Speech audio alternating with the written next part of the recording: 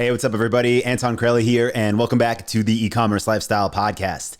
Today, I wanted to do an episode and share just a thought I randomly had that came about because of last night. So, time I'm recording this, it's Thursday morning on, I think, November 7th. And last night, I went to an Elton John show here in Charlotte. So crazy, right? Like, this guy is doing his farewell tour that I think is 3 years long or longer. He's literally playing like every major city there is, and even some cities that aren't major cities. And I never got to see him live, so I wanted to see him while there was a chance, right? So that's besides the point, but my wife got me tickets for my birthday. We went to the show, and he was amazing. Like, he can't walk that well anymore because I think he's just been abusing his body for 72 years, but he can sing, he can play the piano like no one I've ever seen. So just an amazing show, amazing experience, right? But what it got me thinking about was, why is he here? Why is he doing this? Literally, I think it's a 3-year tour. It's at least 2 years, his farewell tour. And he plays like as hard as he can. The guy is singing, as strong as he can. He's just given the best show he possibly can. And he has a net worth of, I think, almost $500 million.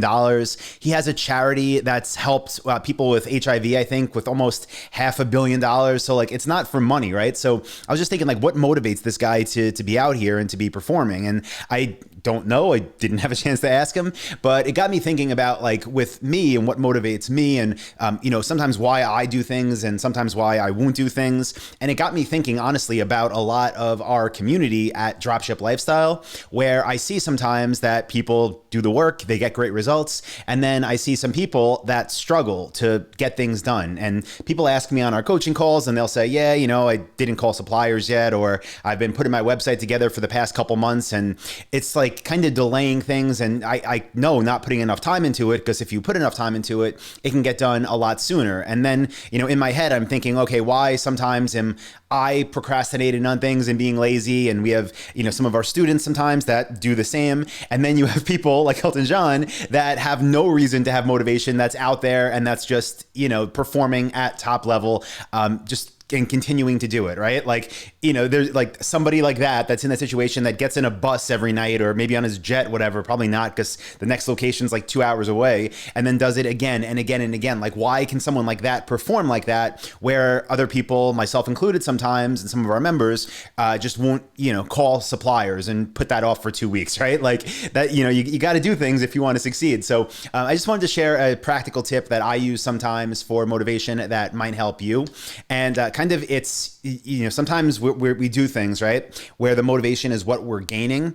And sometimes that's enough to actually do and to perform. Again, whether that's setting up a new traffic source or getting a new supplier or building a new store, sometimes the gain is enough for us, but sometimes it's not. And also at a certain level, gain doesn't motivate people as much. So that's when sometimes you want to look at loss as a motivation. And if you're the type of person that is more motivated by loss, or at a point right now in your business where you're already successful, then maybe this tip I'm about to give you will help you to use loss as a motivation to perform and to be the best and to get to the top of your industry and to do better. So here's what I mean by that. Let's just say hypothetically, you already are running a store. You've been running your e-commerce store for a year now. Let's say it's doing $100,000 every month in sales consistently, and your net profit right now is 20%. So every month you're bringing in $100,000 in revenue. After all expenses, you make $20,000, and that's where you are. And maybe you're comfortable with that, and maybe you're thinking I'd really like to make $25,000 a month, or I'd really like to make $30,000 a month. And even if you don't need it, you just think it would be nice to have more. And that's thinking about gain, right? But maybe you don't have that extra motivation for that gain because your budget or the amount of money you spend is $5,000 a month, and you already have well more than you need. And maybe that gain, that extra $5,000 or $10,000 a month in actual net profit, it's not enough to excite you. It's not enough to get you to do the thing, right? So this is where I want to talk about loss. If you struggle, if gain's not enough for you to keep doing things. And by the way, why you should even want to grow and why you shouldn't just be comfortable, even if you were at 20,000 a month is because if you're not growing, your business will flatten out. It will start to decline. So I don't care if you're growing slightly or if you're skyrocketing it up, but you should always be growing. Okay. But again, let's say the gain part isn't enough for you. Then what I want you to do is think about what you're already losing and think about it in a way that you're already actually paying a penalty for being lazy and for not putting in the work. So let's take this same situation, right?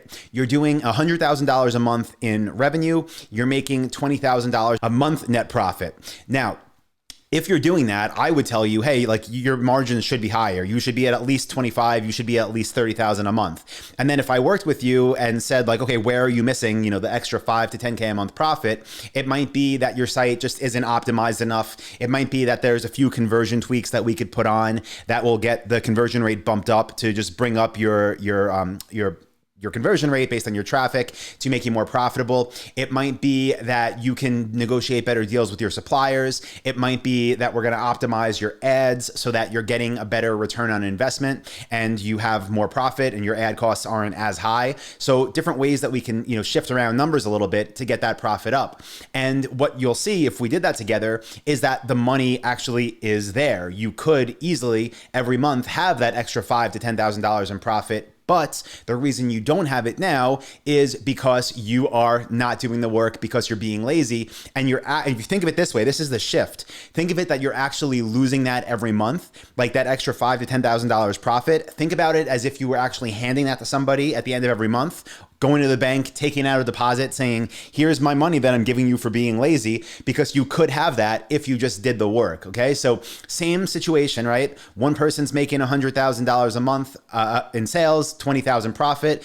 Other person's doing the same. One of them is thinking like, oh, I wish I can get another $5,000 to $10,000 a month profit because that would be great. And the other is thinking, you know what, I'm paying $5,000 to $10,000 a month extra in expenses because I'm not doing what I need to do to get my margins up. So I'm paying basically this tax as a loss for not doing the work. So just something that I use. It definitely can work if that gain's not motivating you. So hope you found that helpful, guys. Either way, whatever motivates you, figure it out. And if you ever get a chance to see the Elton John show, I know, again, he's still going around for a while. I would highly recommend it. It was an awesome time. Great date night, a lot of fun, really good music, and just a great experience. So with that being said, I got my motivation up right now. So I'm going to work on some of our Q4 stuff. Hope you do the same, and I will talk to you all in the next episode of the E-commerce Lifestyle Podcast. See ya.